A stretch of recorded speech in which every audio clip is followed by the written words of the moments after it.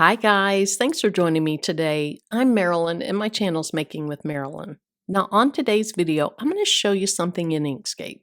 And I know that as soon as I say Inkscape, many of you just want to turn off the computer or find a different video. But if you're starting out, you don't have a design software that you really know how to use well. When I first started using Inkscape or tried to use Inkscape, it's been multiple years ago, I really hated it, but they've updated it since then. It's much more user-friendly, and so I'd recommend go ahead and download it. It's free, and then you can watch some videos and follow along, and before you know it, you're going to know the basic parts of Inkscape. So in addition to Inkscape, I'm going to use one of the files out of this download, two out of this download, and a pumpkin. All right, I'm going to go ahead and close that out and open up Inkscape. Now, my version of Inkscape is 1.0.1. There may be a newer version now. They're going to be very, very similar. When my Inkscape opens, this is what it looks like. And I have my template defaulted to a 12 by 12. And that's because I used to only use this with my Cricut. So for today, I would likely print out what I'm doing on an 8.5 by 11. You do need to have the right size of paper for your template if you're going to print. So you'd go right up here to File, Document Properties, and then for this I'd pick 8.5 by 11, hit the red X, and I'm done. Now also notice these panels came up. Let me show that to you again. I'll go ahead and open up Inkscape again. And notice there's no panels over here. I work in those all the time. So you can go up to File, Document Properties, they're going to pop up, or sometimes I just kind of drag this over and there they are. Okay, so I'll go back to File, Document Properties, and find the right size sheet of paper. 8.5 by 11, close it out, and we're ready. Now to make that screen larger, or to make my template larger, I'm going to hold down the Shift button and hit the plus arrow, and it makes that larger so I can really see what I'm doing. Now I could either say File, Open, and find my files, or I see them over on my desktop, I'll just drag them in. Now I always just use the default here, so I say OK. That's the main part of my design. Now I don't want it that big, I'll go ahead and lock it, and I'll drag it smaller. Now I'm not really going to print this, so it really doesn't matter what size I use, but we'll stick with this. All right, let's bring over a couple of animal prints. There's one I wanted to use. Again, I just say OK. Notice this is a JPEG image. And that's way too big, but I'll change it in a minute. And then here's my other one.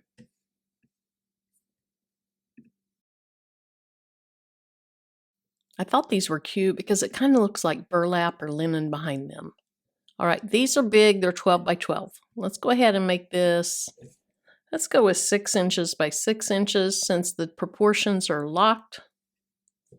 When I hit the enter, it's going to go to 6 by 6. I'll do the same thing on this one. Okay. So here's what the person asked me to do. They said, what if you bring in an image like a pumpkin and you want each slice to be something different? How can you do that? So let me click on that. Right now, either this is an SVG, and it is. I can tell it is because it says it has pass. But what you can do is first you can click your object, go up to object and say ungroup.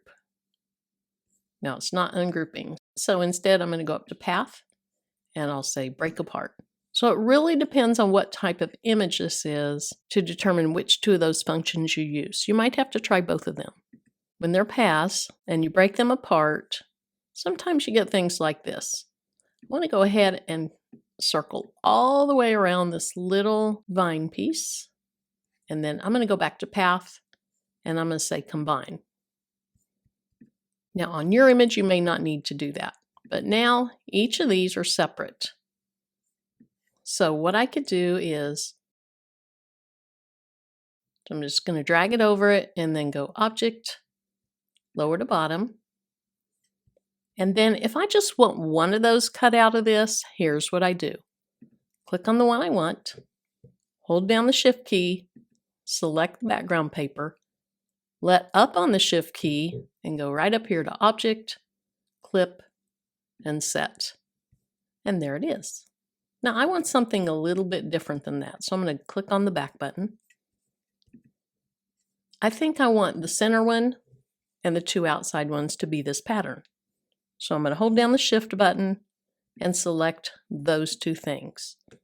Now I'll go up to Object and Group, and then once again hold the Shift key down, select the background, let go of the Shift key, and go Object, Clip, and Set. Okay, so there's part of my pumpkin. Now let's just set this on top. Go up to Object and say Lower to Bottom. Well, that's pretty. So I need to select this slice, hold the Shift, add this one to it, let go of the Shift, and say Object, Group. Now hold the Shift key to add this to it. Once again, I'm going to say Object, Clip, and Set. So see how cute that is? We went from a plain pumpkin that looked like this, and now we have this.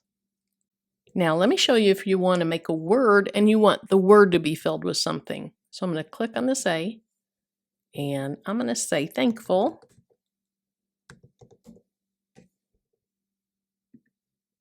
And then I'm going to go down here and I'm going to click on Bastion. All right, let's drag that over where we can see it. Now I'm going to bring a really pretty paper that I got off of Creative Fabric over. And again, I'm just going to say okay. I can make this quite a bit smaller so that I get more of the paper. And then the other thing is I want some of this orange in it. So I either need to rotate my paper or my word. And to me, it's easier to rotate the paper. So I clicked on it a second time, grabbed one of those curved bars, and turned it. Now, for me, it doesn't really matter if it's perfectly straight, so that's good. Now, I'm going to say Object, lower to bottom, and then it's already selected.